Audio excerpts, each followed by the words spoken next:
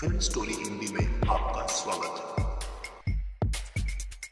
Movie शुरू होती है तो हमें ये सीन दिखाया जाता है कि समुंदर से कुछ अजीबोगरीब क्रिएचर्स निकलकर शहर की तरफ बढ़ रहे हैं और उन्हें पैरासाइट्स का नाम दिया गया है। फिर हम एक आदमी को देखते हैं जो कि अपने कमरे में सोया होता है और उनमें से एक पैरासाइट रेंगता रेंगता उसके कान के अंदर चला जाता है। वो आदमी बहुत तड़पता है और उसके बाद फिर से नॉर्मल होकर सो जाता है। अब हमें एक लड़का दिखाया जाता है जिसका नाम शिनची था। वो रात को अपने कमरे में हेडफोन्स लगाकर गाने सुन रहा होता है। वो पैरासाइट उसके कान में घुसने की कोशिश करता है लेकिन उसे घुसा ही नहीं जाता। अब वो उसके नाक के पास चला जाता है। शिनची को खारिश होती है तो वो समझता है कि वो कीड़ा है तो वो उसे पकड़कर दूर फेंक देता है। वो उसको मारने के लिए आगे बढ़ता है लेकिन तभी वो पैरासाइट उसके हाथ पर काट कर उसके हाथ के अंदर चला जाता है। तभी उसकी मॉम भी वहाँ पर आ जाती है तो वो उनसे कहता है कि देखें मेरे हाथ में कुछ चला गया है। और जब उसकी मॉम उसका हाथ देखती है तो वो बिल्कुल ठीक होता है। अब अगली सुबह हमें दिखाया जाता है कि शिनची नाश्ते की टेबल पर बैठा होता है तो उसे अपने हाथ में बहुत अजीब फील होता है। और फिर दूसरी तरफ हमें वो आदमी दिखाया जाता है जिसके कान में स्टार्टिंग में एक पैरासाइट चला गया था। वो अपनी बीवी के सामने आकर खड़ा होता है और अपना मुंह खोल लेता है। उसका मुंह बहुत ही खौफनाक और बहुत ही बड़ा था और वो अपनी बीवी का सर अपने मुंह में लेकर अपना खौफनाक मुंह बंद कर लेता है और ये सब उसी पैरासाइट की वजह से हो रहा था। फिर हमें शिनची दिखाया जाता है जो कि स्कूल जाते हुए रास्ते में अपनी दोस्त से मिलता है। वो भी उसमें काफी अजीब हरकतें नोट करती है और जब वो स्कूल पहुंच जाता है तब भी उसके साथ बहुत कुछ अजीब हो रहा था, जैसे उसके राइट हैंड में काफी पावर आ गई हो। वो घर आता है और अपना हाथ काटने की कोशिश करता है लेकिन उसका हाथ मूव करने लगता है और उसे रोकता है और फिर हम देखते हैं कि उसका हाथ एक क्रिएचर में बदल गया है और वो शिनची से बातें भी कर रहा था। फिर हम देखते हैं कि वो शिनची की बुक्स भी पढ़ा करता था और उसका लैपटॉप भी यूज किया करता था क्योंकि वो इंसानों के रहने के तरीके जानना चाहता था। जब इसने शिनची की बॉडी में घुसने की कोशिश की थी तो शिनची ने इसे आगे जाने से रोक लिया था, इसलिए अब ये सिर्फ राइट हैंड में था और उसी हाथ को कंट्रोल कर रहा था। ये अपना नाम मिकी बताता है और कहता है कि तुम मुझे कभी मत काट क्योंकि मैं तुम्हें कुछ नहीं कहूँगा, तुम मेरे होस्ट जो हो। अब हम देखते हैं कि शिनची और मिकी में दोस्ती होने लगी थी लेकिन बाकी सब लोग जिनको पैरासाइट्स ने इन्फेक्ट किया था वो पूरे शहर में बहुत तबाही मचा रहे थे और इंसानों को मारकर खा रहे थे। दूसरी तरफ मिकी शिनची को खींचकर एक रेस्टोरेंट की तरफ ले जाता है। वहाँ पर भी बहुत सारे इन्फेक्टेड लोग यानी पैरासाइट्स इंसानों का गोश्त खा रहे थे। वो शिनची को देखते हैं तो उन्हें लगता है कि ये भी इन्फेक्टेड है और उससे भी वो गोश्त देते हैं, लेकिन जब उन्हें पता चलता है कि पूरी तरह से तो इन्फेक्ट नहीं हुआ बल्कि ये अभी भी इंसान है तो वो उसे ही मारने के लिए आगे बढ़ते हैं। लेकिन मिकी उनको आगे से मारता है और शिनची की जान बचा लेता है क्योंकि अगर शिनची मर जाता तो वो खुद भी मर जाता और ये उसने अपने फायदे के लिए किया था। अब न्यूज आती है कि शहर के लोग मारे जा रहे हैं और किसी को कुछ समझ नहीं आ रहा कि इन्हें मारने वाला है कौन, क्योंकि पैरासाइट्स अपना ये काम बहुत होशियारी और छुप के कर रहे थे। शिनची मिकी से कहता है कि तुम अपने साथी पैरासाइट्स को क्यों नहीं कहते कि इंसानों को मत खाएं। तो मिकी उससे कहता है कि तुम भी तो सब्जियों और जानवरों के गोश्त को खाते हो, तो इसी तरह हम लोगों का खाना इंसान ही है, तो इसमें बुरी बात क्या है। अब मिकी को पता चल जाया करता था कि उनके आसपास कौन सा पैरासाइट है, तो जब शिनची स्कूल जाता है तो वो उसे बताता है कि तुम्हारे पास एक और पैरासाइट, और वो कोई और नहीं बल्कि उसकी टीचर थी। वो टीचर जब शिनची को देखती है तो उससे भी पता चल जाता है कि इन्फेक्टेड है, लेकिन वो कहती है कि तुम्हें मुझसे डरने की कोई जरूरत नहीं है क्योंकि मैं इंसानों को नुकसान नहीं पहुँचाना चाहती, बल्कि मैं उनके तरीके इसलिए पढ़ रही हूँ ताकि इंसानों जैसी क्वालिटीज हमेशा मुझ में रहें। वो उसे दो और पैरासाइट्स के पास लेकर जाती है, एक स्टूडेंट होता है और एक पुलिस ऑफिसर। वो बताती है कि ये पुलिस ऑफिसर मेरा हस्बैंड है और हमारा बेबी होने वाला है और वो बेबी बिल्कुल नॉर्मल इंसान होगा, तो हम भी इंसानों की तरह ही रहना चाहते हैं। हम किसी को नुकसान नहीं पहुँचाएंगे, किसी को सरेआम नहीं मारेंगे, लेकिन छुप के गोश्त खाना चाहते हैं, तो क्या तुम हमारा ग्रुप ज्वाइन करोगे। लेकिन मिगी इस बात को नहीं मानता। अब अगले दिन वही पुलिस ऑफिसर उन लोगों के पास आता है तो मिगी शिनची को बताता है कि ये हमें मारने आया है क्योंकि इसे पता चल चुका है कि उस दिन रेस्टोरेंट में हमने एक पैरासाइट को मारा था, और इसी के साथ वो पुलिस ऑफिसर इन पर अटैक कर देता है। अब मिगी और शिनची भी बहुत लड़ते हैं और इसको फाइनली मार देते हैं।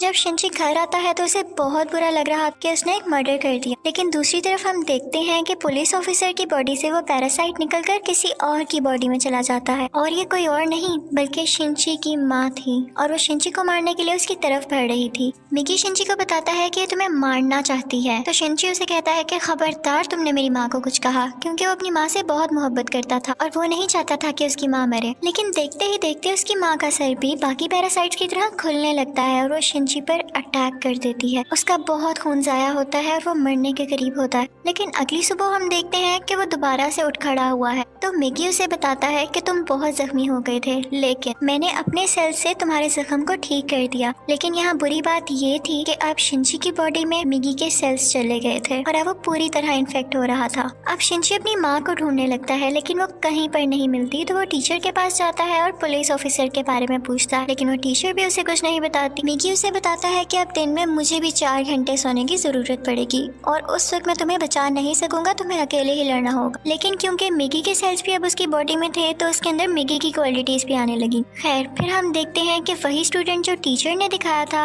जो कि अब पैरासाइट बन चुका था, वो भी शिनची के स्कूल में ही एडमिशन ले लेता है। वो शिनची का दोस्त बनने का ड्रामा करता है, लेकिन आहिस्ता आहिस्ता सबको पता चल जाता है कि वो पैरासाइट है और फिर वो स्टूडेंट इन सब को मार देता है। इसके बाद वो शिनची की दोस्त को भी मारने भरता है, लेकिन शिनची अपनी दोस्त को उठाकर बिल्डिंग से जंप लगा देता है। अब वो टीचर वहाँ पर आती है और वो चाहती थी कि स्टूडेंट मर जाए, क्योंकि इसकी वजह से उसका राज भी खुल सकता था। वो वहाँ पर ब्लास्ट करती है, लेकिन उसे कुछ नहीं होता और फिर पुलिस वहाँ पर आ जाती है, लेकिन वो पुलिस को भी मार देता है। अब मिगी शिनची को बताता है कि वो बिल्डिंग की छत पर है और शिनची दूसरी बिल्डिंग की छत पर जाकर उसे एरो से मार देता है। और उसके बाद वो टीचर के पास जाता है और उस पुलिस ऑफिसर का एड्रेस पूछता है, जो कि पैरासाइट था, और टीचर अब उसे एड्रेस दे देती है। उस पुलिस ऑफिसर का पैरासाइट अब भी उसकी माँ के अंदर था। लेकिन यहाँ पर मिगी के सोने का टाइम हो जाता है, तो इसका मतलब ये था कि शिनची को यहाँ पर अकेले ही लड़ना था। उस पैरासाइट को ख़त्म करने के लिए जैसे तैसे करके वो उसकी गर्दन काट देता है, जिसके बाद उसकी माँ और वो पुलिस ऑफिसर दोनों मारे जाते हैं। फिर हम देखते हैं कि शिनची अपनी दोस्त से हॉस्पिटल मिलने जाता है। वो बातें कर रहा होता है कि मैं एक एक करके सब पैरासाइट्स को मार दूंगा, कि तभी हम देखते हैं कि कोई उनकी पिक्चर्स ले रहा है और वो कोई जासूस था। और यहाँ पर ही इस मूवी का पार्ट 1 खत्म हो जाता है और अब मैं आपको एक्सप्लेन करूंगी इस मूवी का पार्ट 2। अब पार्ट 2 में उस इंसिडेंट के कुछ महीनों बाद का टाइम दिखाया गया है, जब आर्मी को पता चल जाता है कि इस शहर में कोई पैरासाइट्स हैं जो लोगों पर अटैक कर रहे हैं और वो लोगों को बचाना चाहते थे। फिर वो जेल से एक सीरियल किलर को लाते हैं जो पहचान सकता था कि पैरासाइट कौन है और नॉर्मल ह्यूमन कौन है। उसके सामने एक एक करके लोग लाए जाते हैं तो वो सबको नॉर्मल कह देता है, लेकिन जब उसके सामने शिनची आता है तो वो सोच में पड़ जाता है और काफी सोचने के बाद कहता है कि ये भी नॉर्मल है। अब शिनची जब घर जा रहा होता है तो मिगी उसे बताता है कि हमारे बहुत पास एक पैरासाइट है, और वो पास की एक बिल्डिंग में जाते हैं जहाँ पर वो पैरासाइट एक इंसान का गोश्त खा रहा होता है। जब वो पैरासाइट शिनची को देखता है तो उसकी तरफ बढ़ता है, लेकिन मिगी इसे मार देता है। फिर अचानक उसे फील होता है कि जैसे उसके पीछे कोई है, और ये कोई और नहीं बल्कि वही आदमी था जिसने पार्ट 1 के एंड में शिनची और मिगी की पिक्चर्स ली थी। और फिर हमें शहर का मेयर दिखाया जाता है जो कि पैरासाइट्स की फेवर में बोलता और बहुत बुरा आदमी था, और वो टीचर भी उसके साथ मिली हुई थी। और अब हम देखते हैं कि उस टीचर का बेबी भी हो चुका था जो कि बिल्कुल नॉर्मल ह्यूमन था। वो मेयर जान गया था कि शिनची पैरासाइट्स को मार रहा है, तो वो भी उसे मारना चाहता था, लेकिन टीचर उसे मना कर देती है। वो कहती है कि मिगी और शिनची आपस में जुड़े हुए हैं, तो मैं देखना चाहती हूँ ये कैसे एक साथ रहते हैं, और अगर तुम शिनची को मारोगे तो हमारा पैरासाइट मिगी भी मर जाएगा। और इसीलिए उसी ने शिनची के पीछे वो जासूस भेजा था ताकि उस पर नजर रख सके। शिनची एक दिन चल रहा होता है कि उसे फिर से फील होता है कि उसके पीछे कोई है। वो जासूस उसकी सारी बात सुनता है और उसे कहता है कि तुम्हें अपने बारे में पुलिस को बता देना चाहिए। तो शिनची उससे कहता है कि नहीं, पुलिस में भी बहुत सारे पैरासाइट्स भरे पड़े हैं। उसे यहाँ पता चल जाता है कि इस जासूस को टीचर ने उसके पीछे लगाया है। तो वो टीचर के पास जाता है और कहता है ये तुम सब क्या कर रहे हो, ये करना बंद क्यों नहीं कर देते हो? तो टीचर उससे कहती है तो तुम हमारे साथी पैरासाइट्स को क्यों मार रहे हो? वो सिर्फ अभी इंसानों को खाना सीख रहे हैं और कुछ देर बाद वो उनको मारना भी बंद कर देंगे। वो चुप हो जाता है और फिर जासूस के पास जाता है और उसे बताता है कि वो टीचर बहुत खतरनाक पैरासाइट है, वो किसी भी वक्त तुम्हें भी नुकसान पहुंचा सकती है, तो तुम उससे दूर रहो। लेकिन जासूस उसकी बात पर यकीन नहीं करता। अब अगले दिन वो जासूस उस मेयर से मिलता है। उसे शिनची की बात को टेस्ट करना था कि वो सच बोल रहा है या नहीं, तो इसलिए वो मेयर के रूम में वॉइस रिकॉर्डर लगा देता है। लेकिन मेयर को इस बारे में पता चल जाता है और वो जासूस को मारने का हुक्म दे देता है कि ये अब हमारे लिए नुकसान बन चुका है। वो पैरासाइट को उसके घर भेजता है उसे मारने के लिए, लेकिन वो घर पे नहीं होता तो वो उसकी बेटी को मार देते हैं। अब दूसरी तरफ शिनची को मिगी बताता है कि तुम पर 5 पैरासाइट्स अटैक करने आ रहे हैं। अब उनकी तरफ एक आदमी बढ़ता है और उसी आदमी के अंदर वो 5 पैरासाइट्स थे। मिगी और शिंची उससे फाइट करते हैं और उसका सर उड़ा देते हैं। उन्हें लगता है कि अब ये मर चुका है, लेकिन अभी तो सिर्फ एक पैरासाइट मारा गया था और 4 अभी भी बाकी थे। बाकी के पैरासाइट्स उसके हाथ में आ जाते हैं और उसे कंट्रोल करने लगते हैं। अब वो टीचर मेयर से कहती है कि जब मैंने तुम्हें मना किया था कि तुम उस जासूस या शिंची को मारने के लिए पैरासाइट नहीं भिजवाओगे तो तुमने ऐसा क्यों किया। अब मेयर यहाँ पर नोट करता है कि उस टीचर के दिल में माँ बनने के बाद इंसानों वाले इमोशंस वापस आ रहे थे, तो इसे ये बात बिल्कुल अच्छी नहीं लगती। अब वो उस टीचर को मारने के लिए 3 पैरासाइट्स भेजता है, लेकिन चूंकि वो भी पैरासाइट थी तो उसको पता चल जाता है कि कोई उसे मारने आ रहा है और वो उनको पार्किंग में बुलाती है और उन तीनों से अकेले ही मुकाबला करके उन्हें मार देती है। लेकिन जब वो घर आती है तो वो देखती है कि उसका बच्चा वहाँ पर नहीं है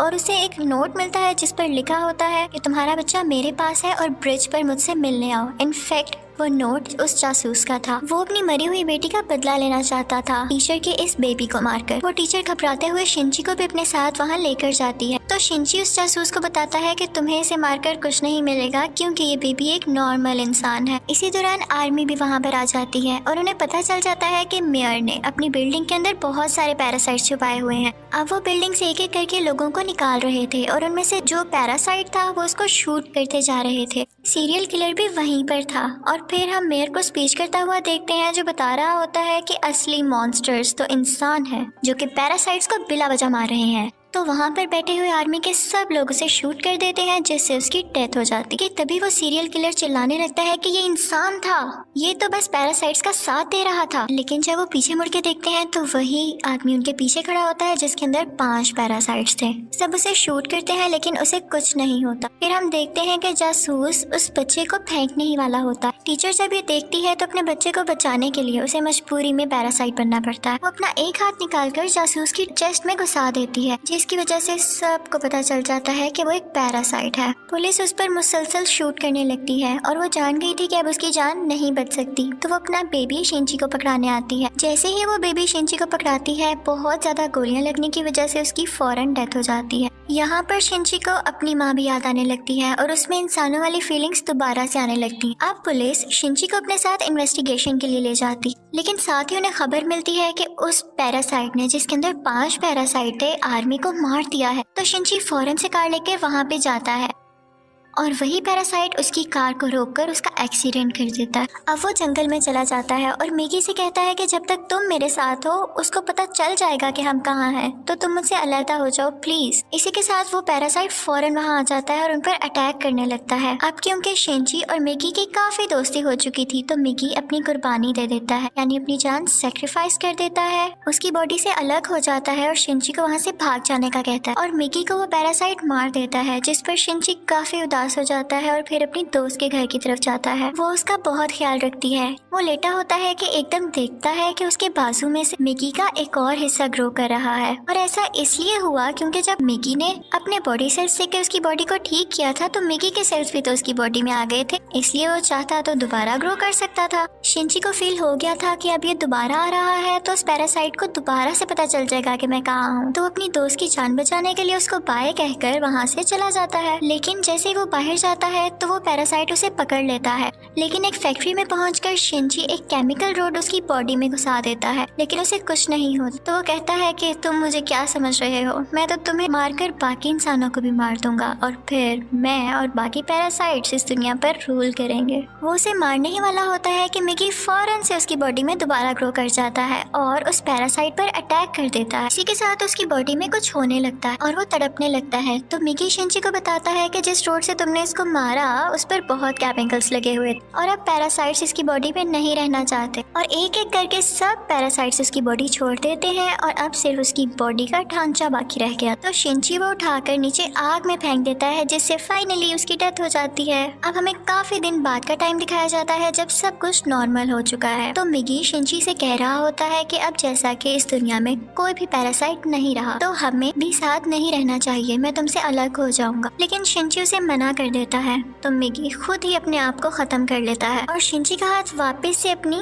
फॉर्म में आ जाता है, जिस पर वो काफी उदास हो जाता है और मिगी को मिस करने लगता है। अब हम देखते हैं कि काफी टाइम गुजर गया है और शिंची और उसके दोस्त अच्छी जिंदगी गुजार रहे थे और वो उस टीचर के बेबी से भी मिलने जाया करते थे कि अचानक हम देखते हैं कि वो सीरियल किलर वापस आ गया था और वो शिंची के दोस्त को किडनैप कर लेता है वो उसके कान में कहता है कि असली मॉन्स्टर इंसान है, लेकिन शिनची की दोस्त उसे कहती है कि असली मॉन्स्टर तो तुम हो, तुम लोगों को मारते हो। तो इस बात पर वो सीरियल किलर उसको बिल्डिंग से नीचे धक्का दे देता है, लेकिन शिनची फौरन से जाता है और अपना हाथ लंबा करके उसे बचा लेता है। और यहाँ पर उसे फील होता है कि उसकी मदद यहाँ पर मिगी ने की है। और यहाँ पर मूवी फाइनली खत्म हो जाती है, यानी पार्ट 2 भी। Thank you for watching.